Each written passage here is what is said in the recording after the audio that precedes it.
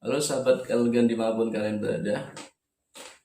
Baik, ada beberapa hal yang kali ini saya sampaikan, terutama mengenai bagaimana kemajuan bisnis ke depan. Terkait itu semua, diantaranya adalah mengenai growing or dying, tumbuh atau mati, seperti itu ya teman-teman semuanya.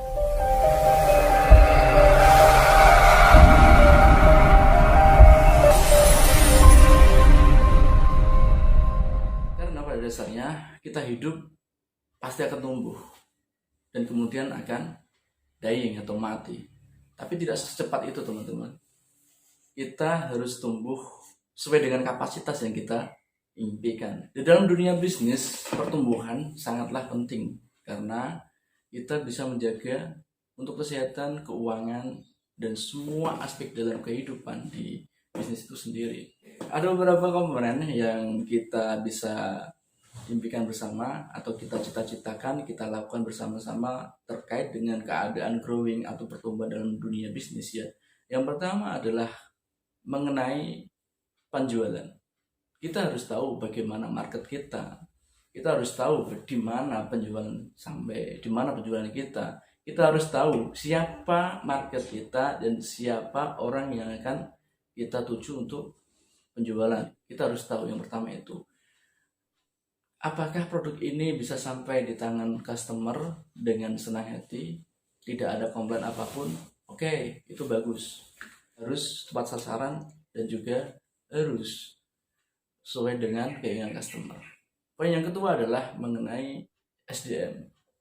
Kita tentunya tidak terlepas dari makhluk sosial, terutama dalam hal bisnis ya. Bisnis dengan pedagang itu berbeda, karena pebisnis itu harus punya super team, sedangkan pedagang hanya superman sendirian.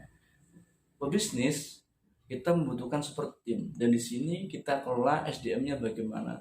Kita bentuk tim yang solid. Kalau timnya amburadul, ya ngalamat, dying atau meninggal. Segitu aja teman-teman. Yang ketiga ini teman-teman yang perlu kita ketahui, bagaimana cara mendatangkan investor yang tepat bagi tim kita atau bagi perusahaan kita.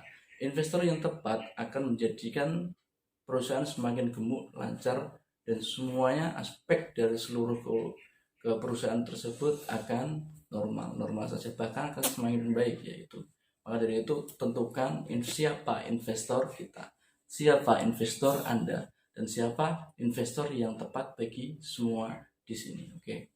Yang terakhir adalah teman-teman perlu ketahui bahwasanya di antara itu semua yang terpenting adalah bagaimana cara kita mendatangkan passive income selain dari investor itu sendiri, sehingga kita tanpa susah payah lagi atau tanpa perjuangan yang begitu besarnya kita mempunyai passive income, terutama di perusahaan itu sendiri.